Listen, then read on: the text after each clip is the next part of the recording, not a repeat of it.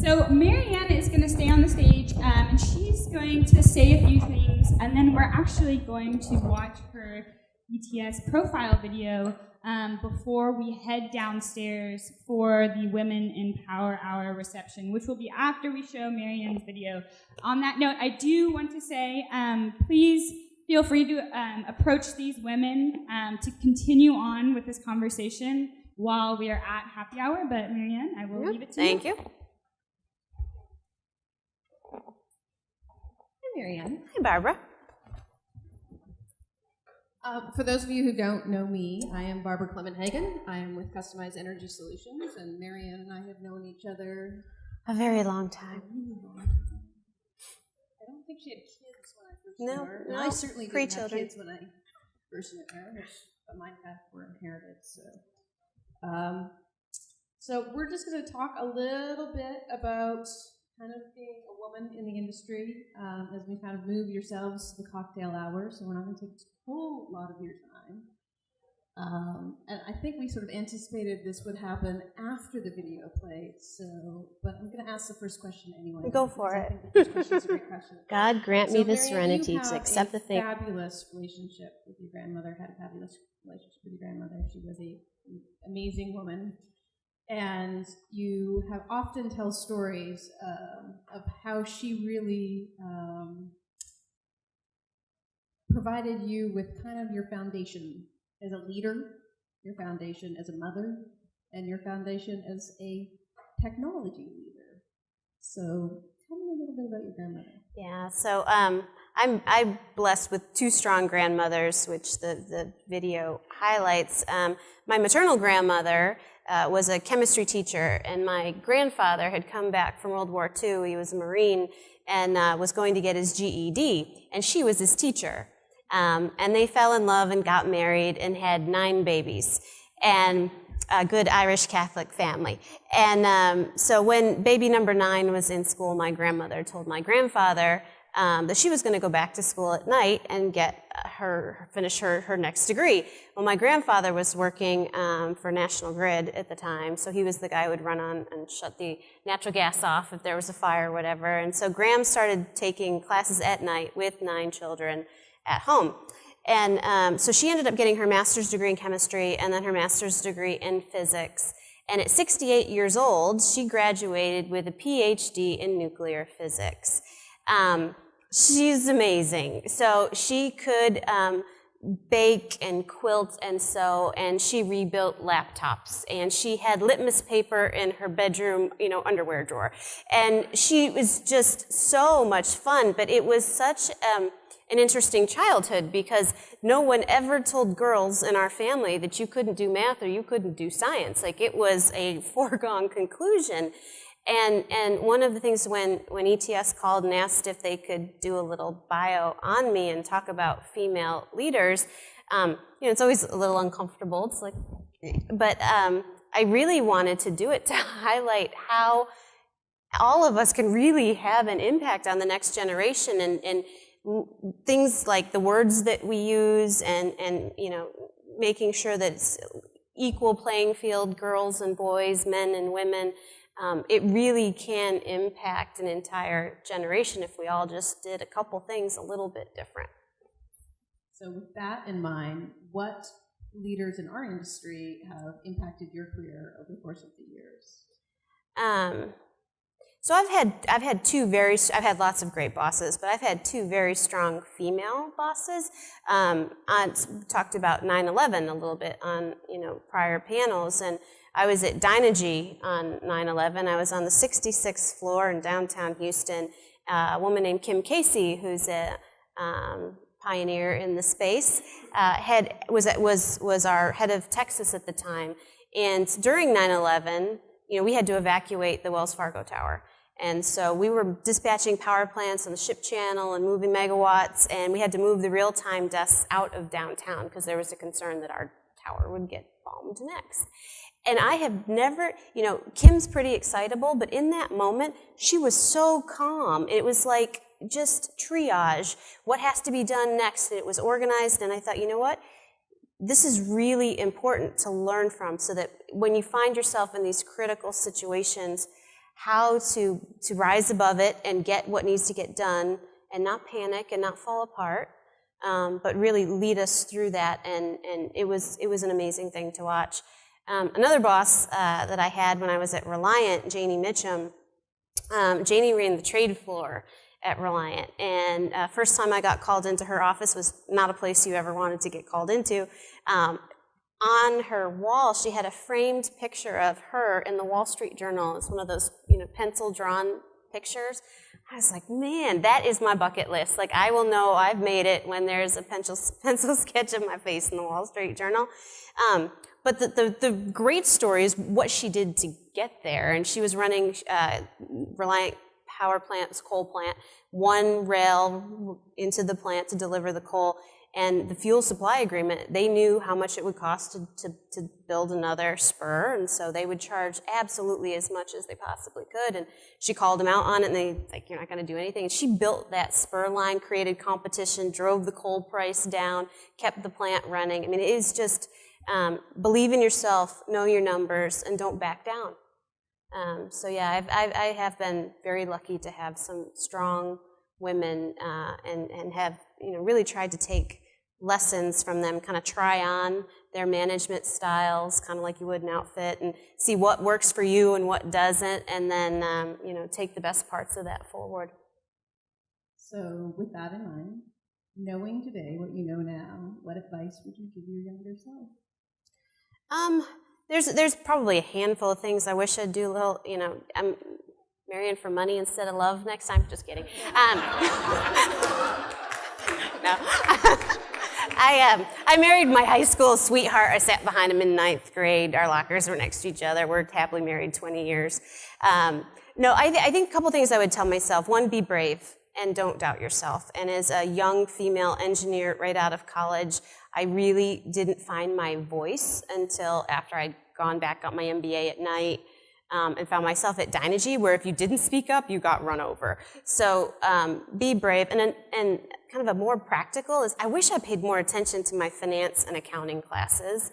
I really believe it's like golf. You learn how to do it. It'll help you your whole life long. Understanding income statements and cash flows, 10Ks versus 10Qs.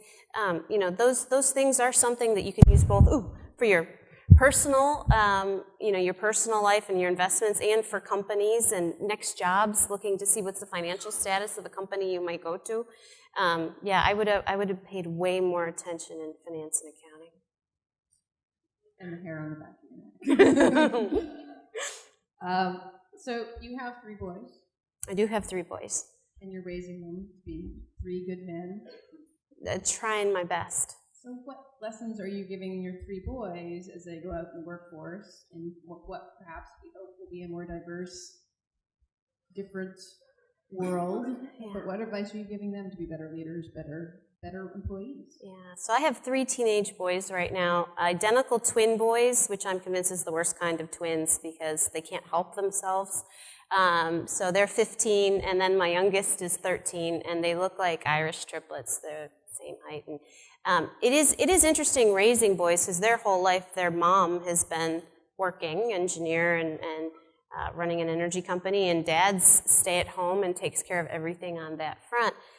So their view of the world is a little bit different. And like one of the things that nobody would ever say in my house is, you're doing something like a girl. One of my favorite, it was a Super Bowl commercial, and it was Always, which if you want to clear a room during a Super Bowl party, put a feminine hygiene product commercial on TV. But it was an Always commercial, and it was like a girl.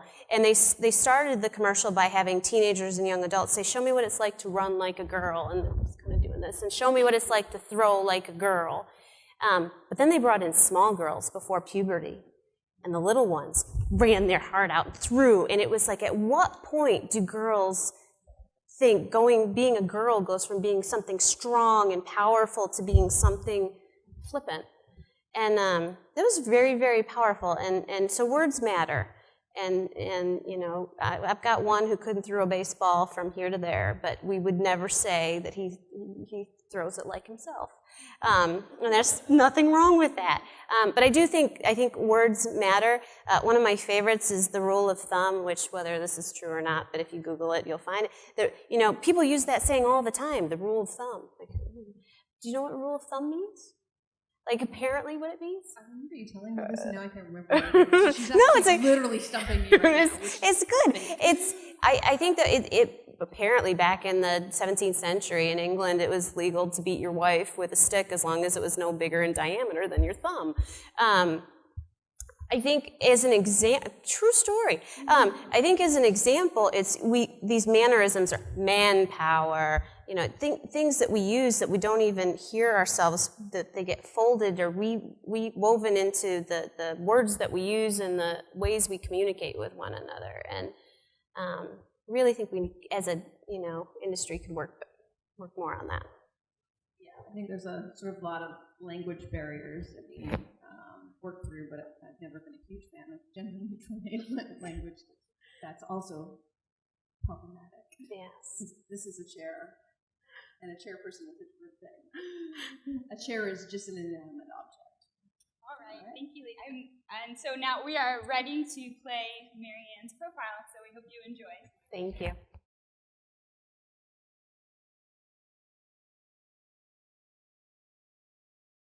God, grant me the serenity to accept the things I cannot change, the courage to change the things I can, and the wisdom to know the difference.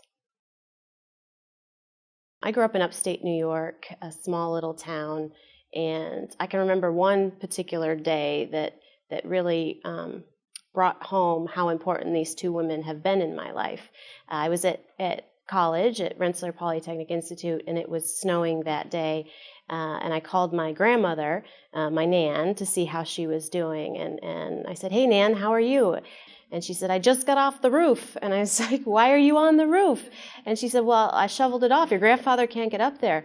My Nan was not afraid to roll up her sleeves to do what needed to be done. Later that day, I was in a calculus working group, study group, and we'd gotten stuck. And I picked up the phone, and one of my friends said, "Well, who are you calling? Are you calling your tutor?" And I said, "No, I'm calling my grandmother." My maternal grandmother has a PhD in nuclear physics, and when I look at what she did, she had 9 children.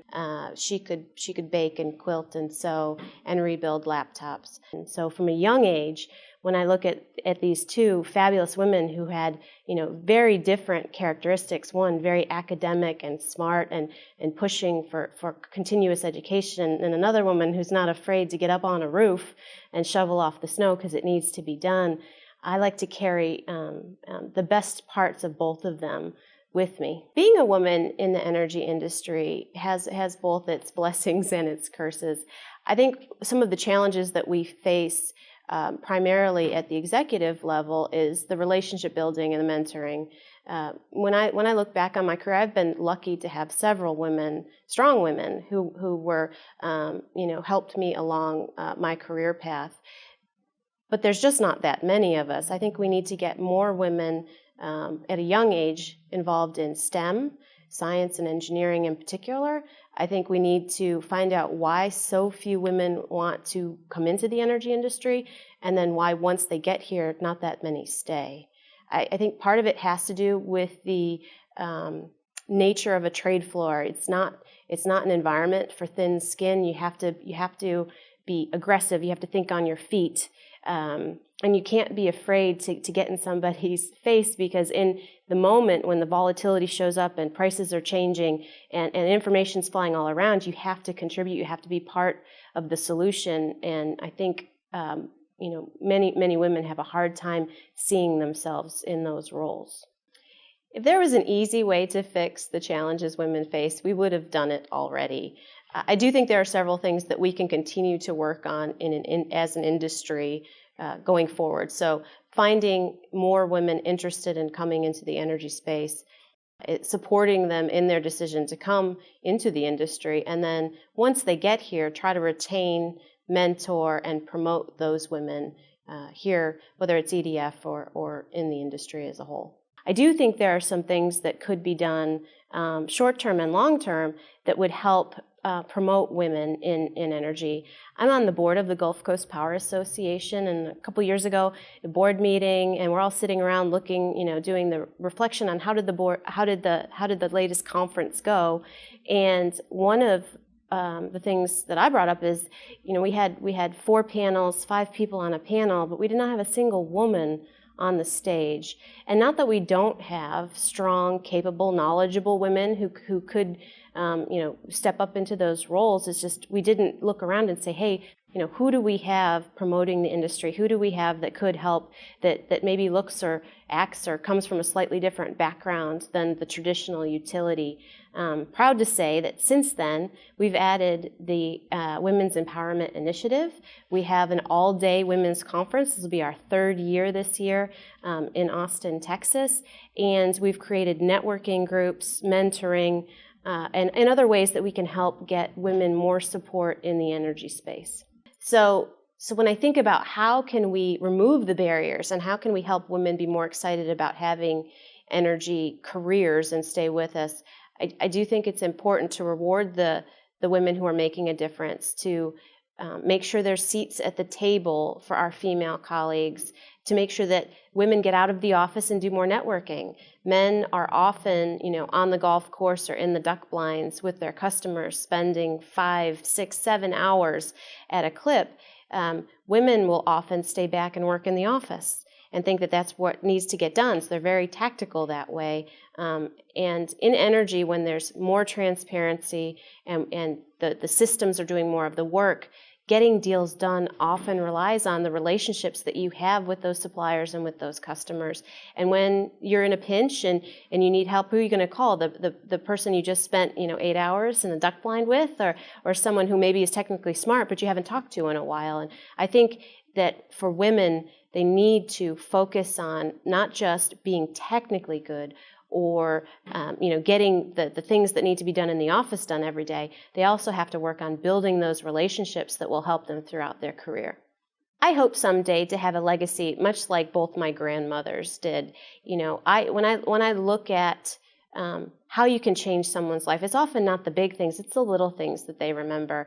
The very first speech I ever gave at a women's conference, I mentioned my grandmother and how she got her PhD when she turned 68 years old. And not just any PhD, but a PhD in nuclear physics. And I had a woman just a year ago come up to me and say, I was at that speech, I listened to that, I went back to school. I was 50 years old. I thought it was too late for me. She goes, I finished my degree. She goes, and you made that difference in my life, so thank you. But my legacy is really about creating something special, about doing things in a way that weren't done before, providing efficiency, providing smarter tools, build stronger relationships between our customers, our suppliers, and our employees. I tell my folks all the time, we're not just here to do a good job, we're here to have fun too. And I do think that at EDF, we have created a culture where our team feels very empowered to make changes, to promote our customers' positions, and to find ways to really push innovation around the energy space.